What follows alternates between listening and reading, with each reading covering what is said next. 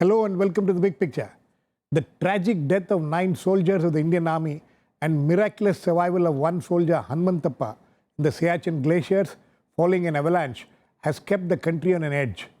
The miraculous survival of Hanmantappa after being under 35 feet of snow for 6 days and his fight for life, which still goes on, is being watched anxiously by the nation.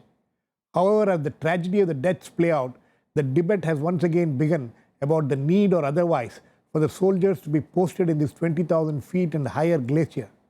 So far, hundreds of soldiers, both Indian and Pakistani, have died caught in adverse weather conditions. High expenditure of maintaining troops there is also another issue which are constantly referred to. There are people who feel that two countries should seriously think of demilitarizing the zone and work towards that aim. We will today look at all these aspects with Rakesh Sood, former ambassador, Lt.Gen. retired Raj Kadyan, former Vice Chief of Army Staff, Commodore retired Uday Bhaskar, Director, Society for Policy Studies, Dr. Abhay Ahluwalia, a former Indian Navy doctor, and R. Prasannan, Chief of Bureau of The Week magazine. Welcome to all of you.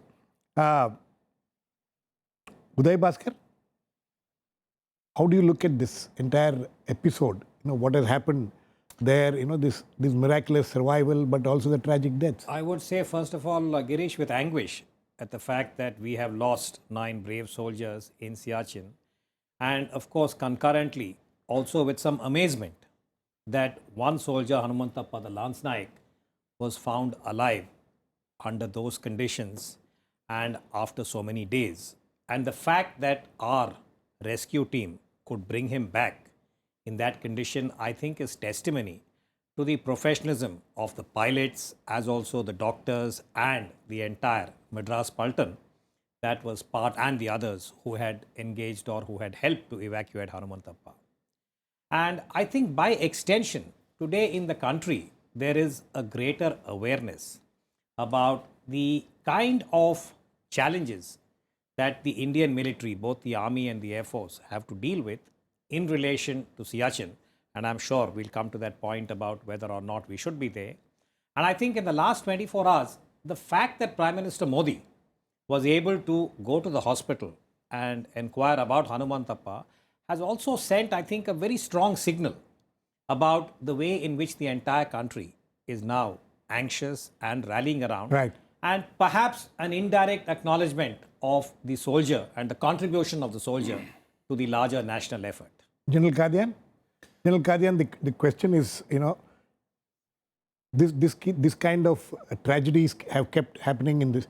We are told that almost 900 Indian soldiers have died ever since 1984, or is it? And this keeps happening repeatedly. There is no way in which this can be avoided, right? Girish, Uday has very well summed up the latest situation. Our hearts go out to the families of those 9 martyrs, and we still keep hoping that the 10th one, who is still struggling for life, will come through. Now, your question is, it's not 100 casualties. We've lost about 1,000 soldiers. Yes, that's Plus, right. many thousands have lost their limbs and have got permanently disabled because of the weather. But over a period of time, because of the improved habitat, because of better equipment, better training, we have been able to reduce the number of casualties. So today, the number of casualties which are related to weather and terrain have gone down, hopefully. And this will continue, this kind of trend. I know you are going to come to the main question, whether we should think of demilitarizing. That's what you started. My take on this is that why did we go to Siachen at all in 1984? Exactly. Why did Has that reason disappeared? That reason basically was to prevent Pakistan from reaching there. We beat them by a week when we reached there on 13th of April 84. They were on the verge of reaching there. The advantage in mountains of occupying a position is the height. Higher you are, better you are placed. That glacier, today it's even more important because there is the presence of a third country, China, in the Karakoram area, which was not there in 84 scenario. So importance, if anything, of the glacier has increased, to my way of thinking. When we talk of demilitarized zone, I think we are influenced, firstly, of course, the immediate influence by this tragic accident, and also because Pakistan keeps harping on this. But Siachen is a glacier which is part of Jammu and Kashmir. Mr. General Kadyan, my question is this. Now, all these points are well taken. Till 1984, how come this was never occupied? How come this was not an issue till 1984? Girish, if you go back to history, in 1949 there was the Karachi Agreement. Then in 1972 there was a Shimla Agreement, where the border was demarcated. But when they reached the map point 9842, it was realized that beyond this area, the terrain is not suitable for human habitation. So they gave up and they said the line from here runs northward. Pakistan took advantage of that ambiguity. They started sending expeditions, foreign, and started giving them passes, thereby virtually trying to tell the world that they are actually owning that area. The first expedition went in 1957, British expedition. These were mountaineering expeditions. Yeah, mountaineering, international expeditions, not Pakistanis, who came to the peaks, but Pakistan would issue them permits, thereby virtually telling the world that they are the ones who control access to that. India didn't send any mountaineering expeditions. Our first expedition went, I think, by Colonel Kumar in 1981. And it was he who gave this indication, that look, something there, Pakistan is already showing its presence. And that is how we, in 84, decided to occupy the place. Okay. Doctor, coming back to this whole issue of, living in those conditions, how soldiers survive in those conditions, how Hanumantappa could have survived those conditions. What General Kadyan has said, that those are conditions of extreme high altitude. Now you have troops who are there for 3 months and on, and who have got acclimatized to staying there at that 18,000 to 21,000 I'm told feet. that at one stretch, 90 days is what a soldier lives 3 there. months at a time. At 90 days, he stays there. During this 90 days, he undergoes a period of rigorous training by the time he reaches the glacier. So he's used to these extreme high altitudes, which are more than 15,000 feet and above. Now, what miracle happened as Hanumanta survived was, basically during the avalanche, there must have been an air trap, the igloo effect, which must have given him the oxygen supply. And he's a young soldier who's fit, who's got no pre-morbid conditions. So that makes him able to survive all these conditions. But then the fact is, he must be quite extraordinary, because the other 9 maybe the they others, didn't face a similar situation. maybe the others may not have been so fortunate to have a air trap inside. Okay. And that air trap gave him the required oxygen to keep him. The others may have got asphyxia, which he was able to avoid. Okay. But what happens is, these 5 days, it's taken a toll on his body. During this 5 days, as it is, the pressure of the air is very low. He gets the lesser amount of oxygen at that level. And 5 days, he's been without food, without water. And during this time, the breakdown in the body starts in the process of starvation, the process of lactic acidosis, and the breakdown effect, and the effect of hypothermia. That is also there. Okay. Yes. Yeah, Girish, let me give you a little personal touch to it. I've gone through this, although that time Siachen was not there, and I was only at 17,000 feet in Ladakh in 65. And this is 20,000 feet. This is 21,000 nearly feet. 20. I was a very young man at 22, very fit, but I tried to defy the nature. 3 nights I suffered at that height. You can't sleep. Moment your eyes close, you suddenly choke up, get a feeling that somebody is holding your nose. Oh. You don't feel hungry at all. There's a constant headache. You keep feeling thirsty in the month of January at that height. Temperature must have been minus 20 or 30. If I still didn't know what was wrong with me, luckily the commanding officer came to me and had me forcibly evacuated, and I survived. I had to be evacuated by air to Delhi. So what the doctor is saying, I can give a personal touch, that this is exactly what feels, and Siachen is much worse than where we were. Absolutely. Mr. Sood? Mr. Sood, can you hear? Are you there? Can you hear me? Yes. Okay. Mr. Sood, the Yes, question... I can. Yes. Mr. Sood, the question is... Hello? Yeah.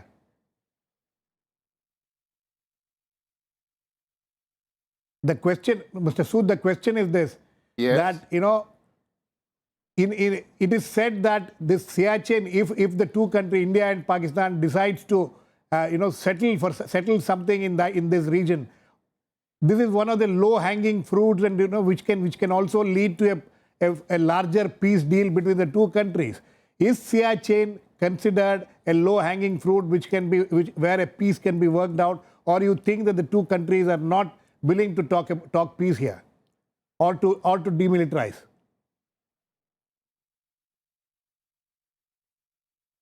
I think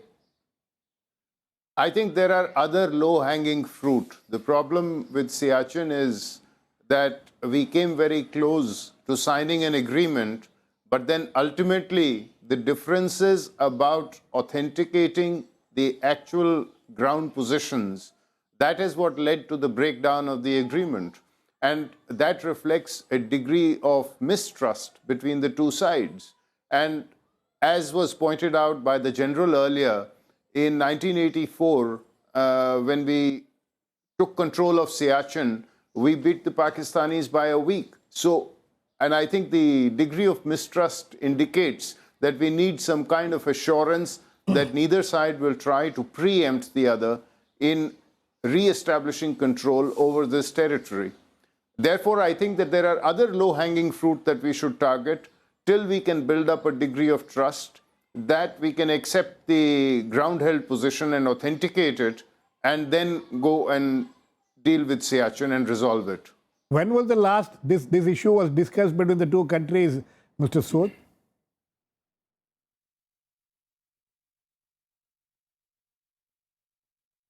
Well, the issue has been discussed as part of, initially it was discussed at the DGMO's level in the late 80s and 89-90. And subsequently, it has been discussed also as part of confidence-building measures in the Foreign Secretary level composite dialogue. Okay. Prasannan, what, one of the things which is constantly said is that we are putting the soldiers into danger unnecessarily. This is an area, like one of those Americans said, that this is like two bald men fighting over a comb. But this is something much more as far as India and Pakistan are concerned?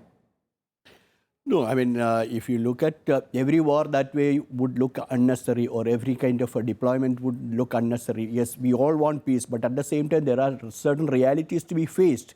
This is strategically important territory, which, as General Kadyan was saying, that we pipped them just by a week. Otherwise, they would have been sitting there. I mean, the position would have been reversed now, and they would have been sitting at the heights, and we would have been sitting at a lower level. Now that we have got that position where we have the advantage, we have the advantage of the terrain in which we are sitting at a higher position. Yes, of course, there should be a further discussion, and there should be dialogue between the two countries to sort out the issue. But at the same time, it should not be by just giving away the advantage that you have. You can debate and also negotiate from a position of strength, and even if it is finally we come to a solution on the issue, we have demanded that the position on which we are sitting be authenticated by the Pakistani side, which Pakistan is refusing to do. So the crux of the issue, you were asking about the question of whether it's a long-hanging fruit. It is not so low-hanging, because unless we have insisted that the position has to be authenticated on the map by both countries. So as long as the other side is not willing to do that, well, there will be a deadlock, and that deadlock will continue till a kind of some out-of-the-box solution comes up. But I don't foresee any kind of out-of-the-box solution coming up in the near future, given the realities of the situation and the kind of strategic issues that are at stake there. Okay. Uday, strategic issues. How strategic are these for both the countries? Because, we are told that there is nothing there. Nothing can grow there, nothing is, it is just these glaciers there. If both the countries decide to, move away from there, what is the strategy? I just want to say this, Girish, that this question, this quote ascribed to Professor Stephen Cohen, that it's like two bald people fighting over a comb, as also in the past we've had what I would call as these ill-advised, lighter vein references to very serious issues which have a certain strategic import. I mean, that would be similar to, say, somebody from here trying to devalue what happened in the American Civil War, where many lives were lost because there were two sides who were contesting. This is about territoriality. And as General Kadyan explained, when India and Pakistan were actually demarcating, from NJ 9842, if you can imagine, the line moves up towards the glacier, and it's about 75 miles long. And what we refer to as Siachen is the snout. It's like a river of snow or ice. The reason why both India and Pakistan have invested as much as they have is because of the strategic significance of this particular piece of territory for both sides. And we are aware that in 1984, notwithstanding the fact that India was able to establish its own position, the Pakistanis have never given up. Geography favors them in terms of the access. You know, the reason why the mountaineering expeditions went from Pakistan and not from India is because the topography there is more amenable. But by extension, for India, the fact that there is this relationship between Pakistan and China, as also the fact that Jammu and Kashmir remains unresolved. So we cannot allow Pakistan a position of superiority in a tactical sense, knowing fully well that they had the intention. For instance, Kargil is a good example of what Rakesh, the Ambassador Sood, was referring to, the complete lack of trust. So when the Indian Army has been able to secure a certain tactical advantage in relation to the glacier, it assumes a strategic significance in the larger picture, which is the bilateral between India and Pakistan, the unresolved dispute with them over J&K. Siachen is very much part of the composite state of J&K, as also what the nature of the cooperation between Pakistan and China, where they illegally ceded a certain part of that area in Aksai Chin to China in 1963. So given that background, I would say that Siachen has a relevance which goes beyond the bilateral. It involves all three countries. It also goes back to partition, 1947, and the status of J&K. So given all these reasons, I would not even describe this as low-hanging fruit. Because But you know, the strategic significance of Siachen is higher up in the ladder of issues that India and Pakistan and China need to address. But the question, again, the question which I was asking General also. Till 1984, this was not this was not strategic. Why? The reason being that the other side did not try to stake its claim, and China had not shown the same degree of interest in that cluster. If you look at the map, you'll get an idea why China is very keen to establish its own control, and now more so than ever with the kind of very ambitious plans they have of extending the so-called one road, one belt. One belt. And territoriality, Girish, cannot be given up because you did not have a presence. No, it's not a question of giving. No, certainly, I don't think there is anybody is asking India to give up this thing. But General Kadyan, to work out peace, to ensure that hundreds of soldiers go there and spend time there, and you know better what they do there, what they can't do there. Then working out some kind of a peace, isn't that the solution? Girish, what you're saying makes logical sense if you are dealing with a country that has a sense of responsibility. To my way of knowing, except Indo-Waters Treaty, because that helps Pakistan, they have honored no other treaty with India, nor will they honor this one. I mean, one has been hearing a lot of talk that today the technology is advanced, you can maintain electronic surveillance, anybody intrudes, you can come to know. Well, we'll come to know. We also come to know after they launch a terrorist attack. But dealing with Pakistan, there is no trust. The ambassador just said so. There is no trust between India and Pakistan. So no amount of agreement or any kind of a understanding is going to work. Second part you mentioned, let me also mention in the lighter sense, there is an anecdote I read that when China took a bulk of Ladakh area, Aksai Chin area, the Prime Minister, having given the facts, Jawaharlal Nehru that time, wanted to soften the blow and told members, look, let me tell the members that that area is totally barren, nothing grows there. Pilu Modi, the famous parliamentarian who didn't have a hair on his head, he got up, he said, Mr. Prime Minister, just because nothing grows here, does it mean it is useless? And in any case, Siachen has a strategic importance, very well summed up by. It also controls the highest motorable pass in that area, Khardungla. Yes, I know it has. Also, now, let me add, when we talk of, let us take the low-hanging fruit, I say let's go for the tree. Let's have the overall agreement. Why are you singling out something which suits Pakistan, doesn't suit us? Is this, Ambassador Sood, is that the way it is looked at, that if there is an agreement, it will suit Pakistan better and it will not suit India?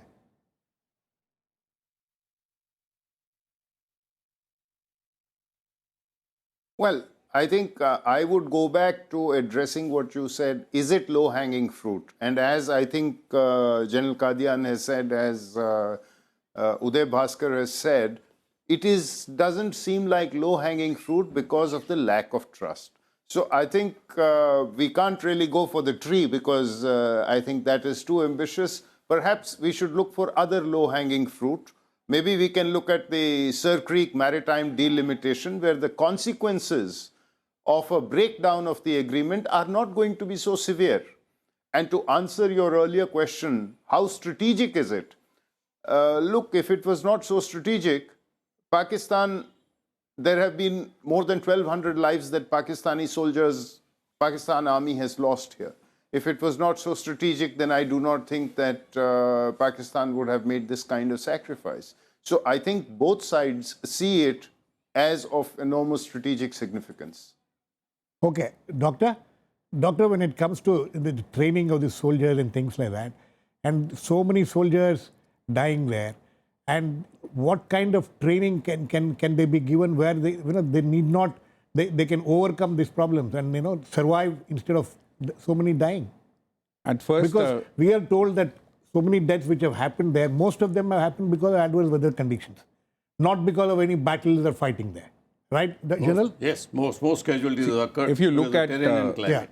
if you look at high altitude, if you take 7,000 feet and above, 7,000 feet and above is called high altitude. Again, 7,000 to 11,000 is low high altitude. Then 11 to 15,000 is middle level high altitude. The moment you cross 16,000 feet, that is extreme high altitude. You have to know that the air pressure, which is about 760 millimeters, comes down to about 500 to 400.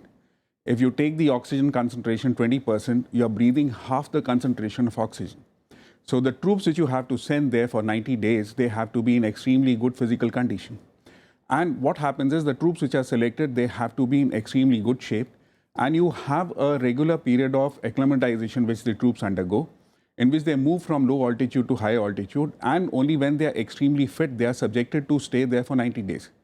And by the time, and at the events, what General Kadyan was referring to earlier is high altitude cerebral edema, which happens because the brain undergoes a swelling at extreme low altitude. So two things which the troops are they are subjected to is the brain effect, that is called the cerebral edema, or the effect on the lungs, which is called the pulmonary edema.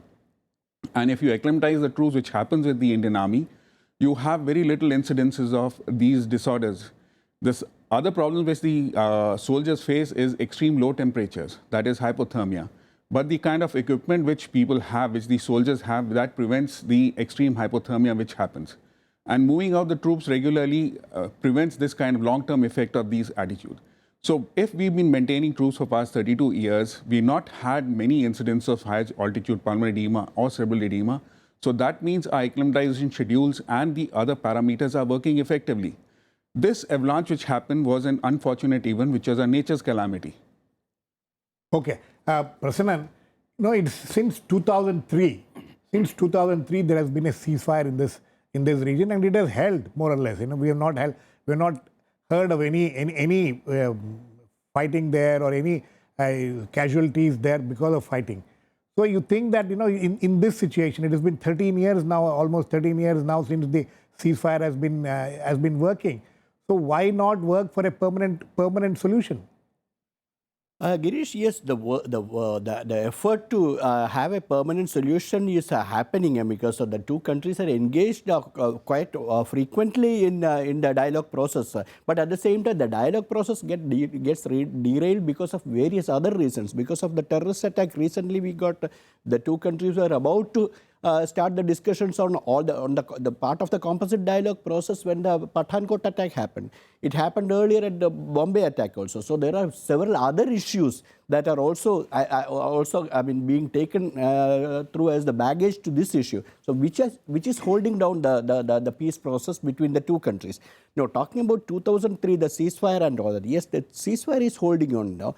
And I would like to flag one very important issue, that a lot of these discussions on demilitarization of Siachen and the kind of stories are being told about the situation there and all that, usually are pre-2003 or pre-2000s. in the 90s. I've been to Siachen 3 times in the 90s and 2 times after the ceasefire and all that. The situation has also improved. The soldiers, yes, and accidents happen. I mean, battle accidents can happen anytime. 2 years anywhere. back, 2 years back, apparently there were about 120 Pakistani soldiers Pakistani died. soldiers, yes. And again, look at there are also efforts to build bridges also. In 2012, when it happened, our army and our political leadership offered the hand of help to them, assistance. We offered them. And similarly, this time also it has happened. I mean, they have also offered. So that is the kind of gentlemanly conduct we also have at times between armies and all that. But at the same time, would that lead to a kind of political settlement? No. What happens between the two, the lines of troops on both sides is a different kind of thing. To have a political settlement, you have to have a political understanding over that. There has to be diplomacy. We have to engage each other. But every time when we start engaging them, something else happens. Somebody tries to derail the peace process. That is the whole problem. Uday, the question is this bonhomie which is prevalent when there are tragedies between the two armies and two nations. That doesn't seem to be extending beyond a certain beyond the immediate tragedies. Well, let me put it this way: when Gyari happened on the Pakistani side, India had offered to help in a spirit of both, shall we say, professionalism and recognizing the adversity on the other side. I gather even this time they had made an offer, but neither side felt it would be either appropriate or prudent to accept any kind of assistance, and they wanted to do it themselves. And in this case, I think the Indian Army, as also the Indian Air Force, were quite clear that they would be able to handle it. In closing, Girish, I want to also acknowledge the role of that Paltan, the Madras Paltan there. The fact that they were able to go back and persevere for 6 days and find their survivor. So I think Hanumantappa and the fact that he was saved and brought back to Delhi as we are speaking now is testimony, I think, to the way in which the army and at the battalion and Paltan level, the bonding, the loyalty, and how they are able to... Very quickly, sir. Yeah. To add on to what the doctor said about the conditions there, the lucky survival can be attributed to 2-3 factors. One, of course, is luck that he found an air pocket, which was not available to others. Second was physical factors, that he was wearing very good alpine shoes and gloves that prevented frostbite. Third is psychological. The man did not give up because in the army there is a culture that if you are trapped somewhere, he knows that his colleagues and his commanders will get to him. That kept him going. I think on that note we need to end on that positive note that that what the Indian Army's motto, the credo was finally worked because this Hanumantappa survived. On that note, but the larger issue still remains elusive as far as peace there, and maybe it will take some more time, as all my panelists say that there is a lack of trust between the two countries.